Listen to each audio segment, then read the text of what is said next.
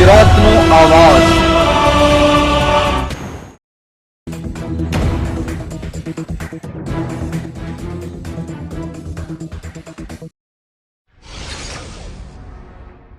રાજકોટ જિલ્લાના ધોરાજીના સાઇડિંગ પ્લોટમાં આવેલ કચરાના ઢગલામાં આગ લાગી।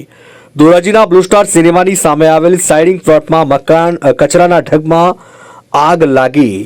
ધોરાજી નગરપાલિકા ફાયર બ્રિગેડની ટીમ ઘટના સ્થળે દોડી આવી અને આગને કાબૂમાં લીધી। આગા પડદાવાળા અને ભંગારવાળા ને બધા કચરા નાખે જાય બરાબર। દ્વિપદી એના ત્રાસ વધતા જાય છે ને ફરિયાદ એટલી કરતા કાઢવતા કોઈ જવાબ દેતા નથી બરાબર। ને અમને દ્વિપદી ત્રાસ વધતું જ જાય છે ભાઈ। એટલે જેમ બને એમ આ જરીક ફરિયાદ સાંભળી લ્યો ને અહીંયા જેમ બને એમ જરીક સાફ કરાવી નાખો। અહીંયા કોઈ કચરો ના નાખે।